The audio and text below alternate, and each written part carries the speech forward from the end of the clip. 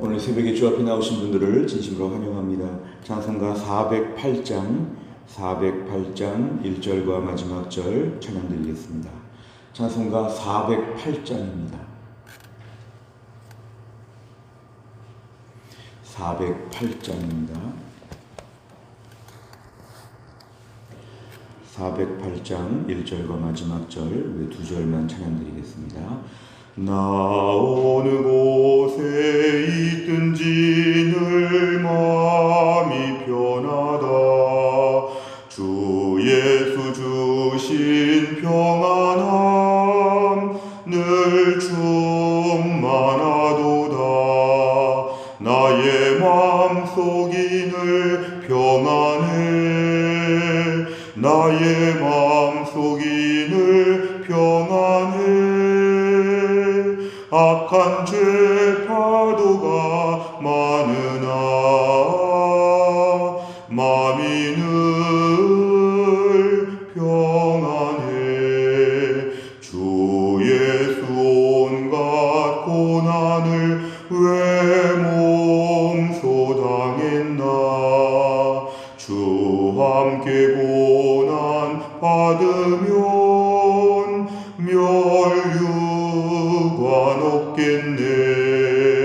나의 마음속이 늘 평안해. 나의 마음속이 늘 평안해. 악한 죄 파도가 많으나 마음이 늘 평안해. 아멘. 하나님 말씀은 미가서 5장 2절부터 9절까지입니다. 미가서 5장 2절부터 9절까지의 말씀, 페이지로는 1294페이지에 있습니다. 미가서 5장 2절부터 9절까지의 말씀을 저와 열시 교독하시겠습니다. 1294페이지 미가서 5장 2절입니다. 제가 먼저 읽겠습니다. 베들레헴 에브라다야, 너는 유다 족속 중에 작을지라도 이스라엘을 다스릴 자가 내게서 내게로 나올 것이라. 그의 근본은 상고에 영원에 있느니라. 그러므로 여인이 해산하기까지 그들을 붙여두시겠고 그 후에는 그의 형제 가운데 남은 자가 이스라엘 자손에게로 돌아오리니 그가 여호와의 능력과 그의 하나님 여호와의 이름의 위엄을 의지하고 서서 목축하니 그들이 거주할 것이라. 이제 그가 창대하여 땅끝까지 미치리라. 이 사람은 평강이 될 것이라. 아수르 사람이 우리 땅에 들어와서 우리 궁들을 밟을 때에는 우리가 7 목자와 8 군왕을 일으켜 그를 치리니 그들이 칼로 아수르 땅을 황폐하게 하여 니므롯 땅 어귀를 황폐하게 하리라. 아수르 사람이 우리 땅에 들어와서 우리 지경을 밟을 때에는 그가 우리를 그에게서 건져내리라. 야곱의 남은 자는 많은 백성 가운데 있으리니 그들은 여호와께로부터 내리는 이슬 같고 풀 위에 내리는 담비 같아서 사람을 기다리지 아니하며 인생을 기다리지 아니할 것이며 야곱의 남은 자는 여러 나라 가운데와 많은 백성 가운데 있으리니 그들은 수풀의 짐승들 중에 사자 같고 양떼 중에 젊은 사자 같아서 만일 그가 지나간즉 밟고 찢으리니 능히 구원할 자가 없을 것이라. 내 손이 내 대적들 위에 들려서 내 모든 원수를 진멸하기를 바라노라. 아멘. 우리가 미가서 이제 5장에 와서의 말씀은 결국 이스라엘의 회복에 대한 이야기를 계속하십니다. 이스라엘이 지금은 부족하고 징계도 받고 초라하게 되었지만 하나님은 이스라엘 백성들을 궁극적으로 회복시켜 주신다는 것입니다. 우리 오늘 읽은 2절의 말씀을 보면 우리가 성탄절에 많이 읽는 그런 말씀입니다. 우리 예수님의 탄생에 대하여 얘기하면서 예수님이 베들레헴에서 태어나실 것에 대한 구약의 예언이라고 우리가 오늘 본문의 말씀을 보고 있습니다. 오늘 본문의 2절의 말씀은 궁극적으로는 우리 예수님께서 메시아가 베들레헴에서 태어나신다, 이런 의미를 가지고 있고요. 오늘 당장 이 본문의 의미만 1차적인 의미로 본다고 하면 이스라엘의 구원을 하나님이 이루어 주신다는 것입니다. 그러니까 결국 하나님께서 이스라엘을 지키고 돌보시는 하나님께서 구원자를 베푸셔서 이스라엘이 아무리 포로지에 있어도 그 순간에 하나님이 건져 주신다, 이렇게 말씀하십니다. 베들레헴 에브라다야, 어찌 보면 초라해 보이는 모습, 당시 이스라엘의 형편이 그러했지요. 초라해 보이지만 지켜주는 자가 든든하다, 이것입니다. 매우 은혜로운 말씀이죠. 초라한데 옆에 지켜주는 분이 매우 강력해서 본인이 직접 해결 못하는데 옆에서 도와주는 후원자가 강력하게 모든 것을 막아주고 지켜준다는 그런 구원자에 대한 메시지가 오늘 소개가 되고 있습니다.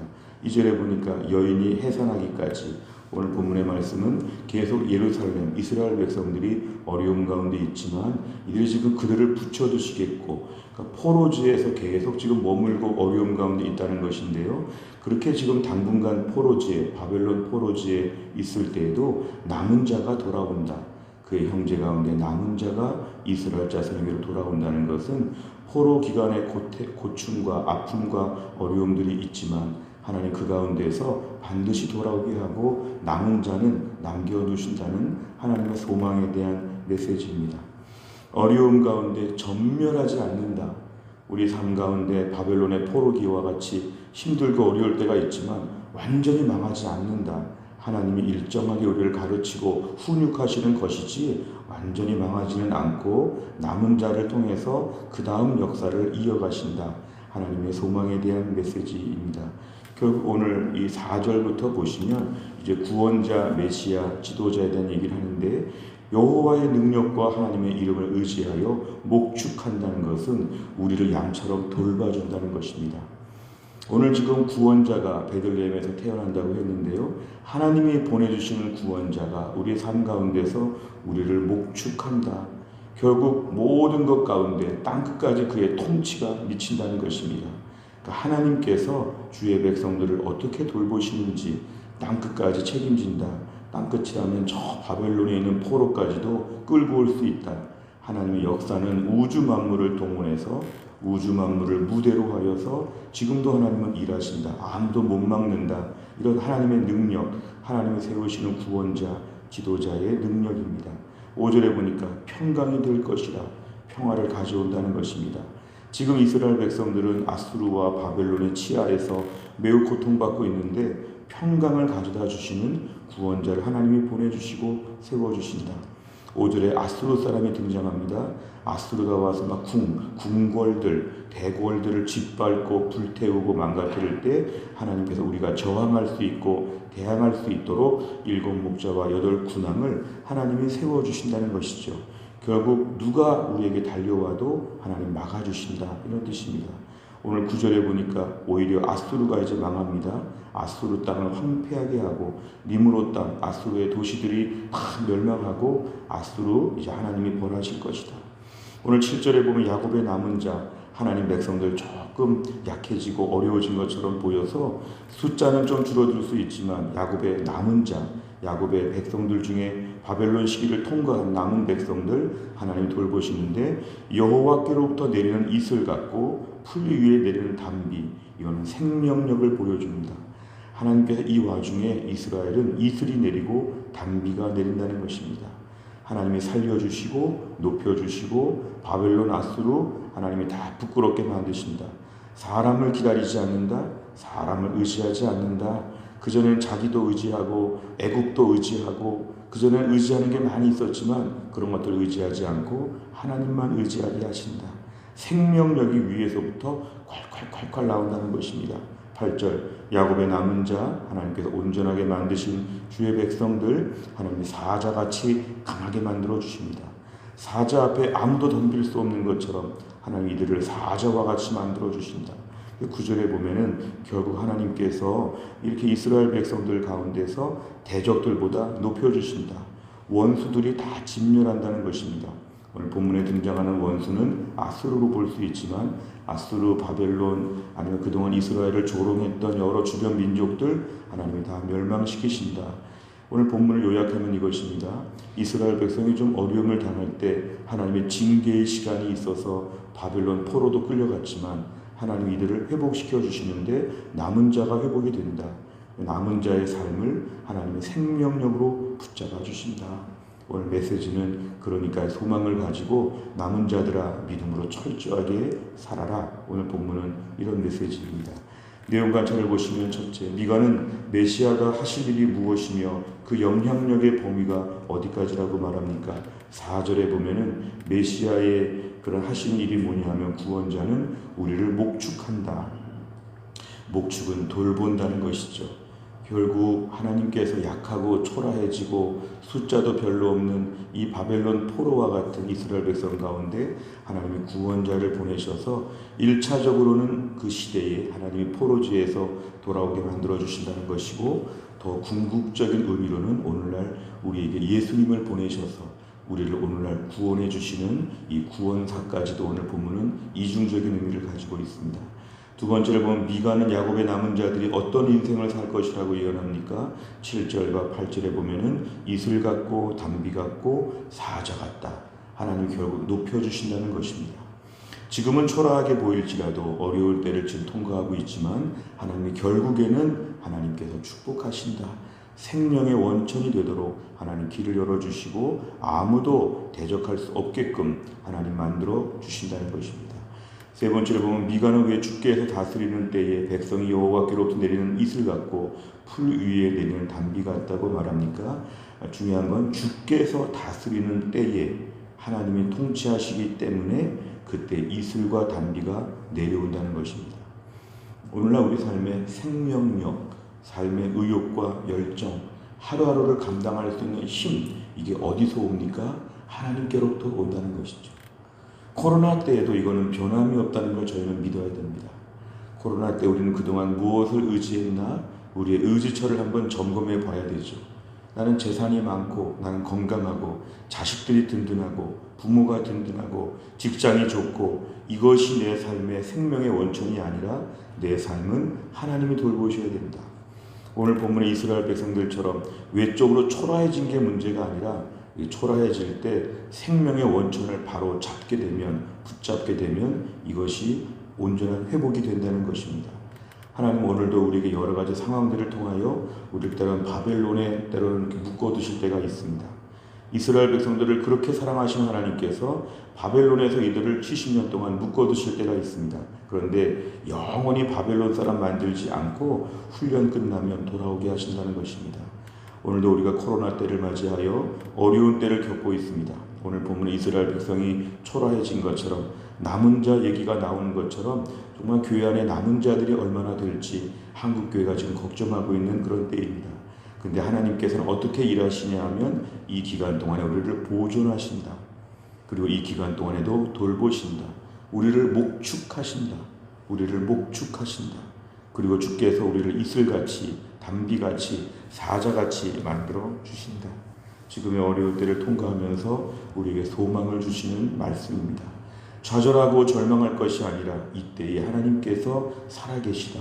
하나님이 지금도 통치하신다. 하나님께서 예수님을 통하여 우리에게 궁극적인 죄와 허물러 죽은 우리를 살려주신 것도 있고, 오늘 우리 삶 가운데서 이 땅에서 우리에게 베풀 만한 자비를 베풀어 주실 것이다. 든든하다. 이러한 확신이 필요합니다. 제일 위험한 건 뭘까요? 하나님이 안 계시다. 우린 죽었다. 한국교회 다시는 회복되지 않는다. 이런 악담들은 매우 부정적입니다. 그 말 한 사람만 그렇게 됩니다. 하나님께서 어떻게 일하시랴? 우리가 이스라엘 백성들 나중 역사를 보면은 아수르 군대가 쳐들어오고 바벨론 군대가 쳐들어올 때 하나님이 어떻게 우리를 회복시켜 주실까? 불평했던 군대 장관은 그날 자기 혼자 죽었습니다. 불평하면 우리 은혜를 받지 못하고 소망하면 은혜를 받습니다. 예, 아멘. 하나님 이렇게 하실 것을 믿습니다. 절대로 잘못되는 게 아니라 하나님의 뜻이 계시겠지요. 온전해질 것을 믿습니다. 저는 끝까지 믿음으로 살겠습니다. 이렇게 믿음으로 말하면 그 축복과 은혜가 우리에게 보장되어 있다는 것입니다. 가족끼리, 친한 사람끼리의 사소한 대화 가운데도 하나님의 소망을 자꾸 말하시기 바랍니다. 코로나의 어려운 얘기하면 끝이 없는데 불신앙, 나중에 불신자가 될지도 모릅니다. 코로나 때에는 소망의 이야기, 하나님이 우리를 이슬같이, 담비같이, 사자같이 만들어 주실 것입니다. 지금 우리를 괴롭혔던 모든 것들 아무것도 아닌 것처럼 없어져 버릴 것입니다. 나는 하나님을 믿습니다. 이런 얘기를 자꾸 해주는 역할, 가정과 교회 안에서 이런 말을 해주는 사람이 우리가 되어야 합니다. 네 번째를 보면 야곱의 남은 자가 이슬과 담비처럼 생명력 있는 삶을 산다는 말에서 무엇을 느낍니까? 혹시 우리 자신은 생명력 있는 삶을 지금 살고 있느냐? 아니면 자꾸 사망의 권세 밑에서 사는 것처럼 사느냐? 우리 자신을 좀 돌아봐야 하죠.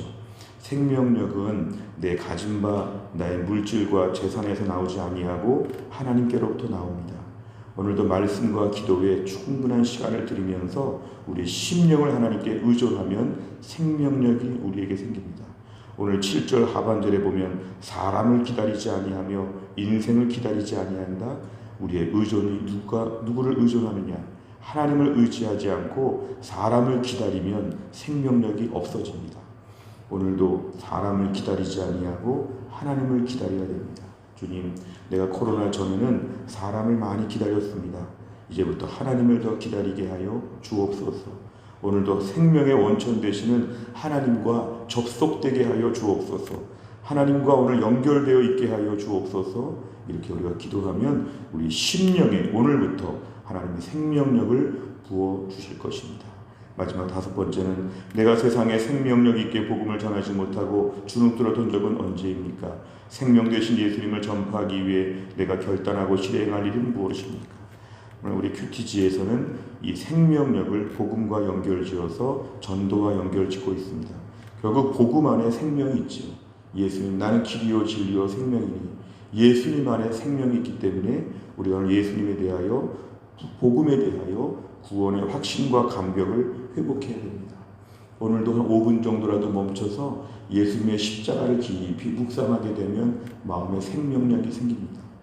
저 갈보리 십자가에 높이 매달리신 예수 그리스도를 묵상하고 이 성탄절의 절기에 예수님께서 이 땅에 나를 위해서 십자가에 죽으시기 위하여 내려오신 날들이 기념한 날이 가까웠다고 믿는다면 복음에 대한 감격이 회복될 것입니다. 오늘도 주님 힘들고 어려운 세상에 복음에 대한 감격이 내 안에 회복되게 하여 주옵소서. 혼자서 찬양하고 기도하다가 막 눈물 나고 오늘도 말씀 보다가 막 마음이 뜨거워지고 오늘도 하나님의 은혜 앞에서 막 영적인 생명력이 회복되게 되면 우리의 삶에도 생명력이 회복될 것입니다. 어두운 마음, 무기력한 마음, 낙심하고 절망하는 마음들 생명력 앞에서는 다 물리칠 수 있다는 것입니다. 오늘 말씀 앞에서 소망을 강조했습니다. 지금의 현실이 아니라 하나님이 앞으로 어떻게 우리에게 해주실지 하나님을 기대하고 생명의 원천 되시는 예수님을 오늘 다시 한번 붙잡을 수 있는 복된 날이 될 수 있기를 간절히 바랍니다. 기도하겠습니다. 하나님 아버지 감사합니다. 이 새벽에도 하나님이 저희를 깨우셔서 하나님께 나와 기도하게 하신 하나님, 오늘 말씀 앞에서 지금은 힘들고 어렵지만 우리를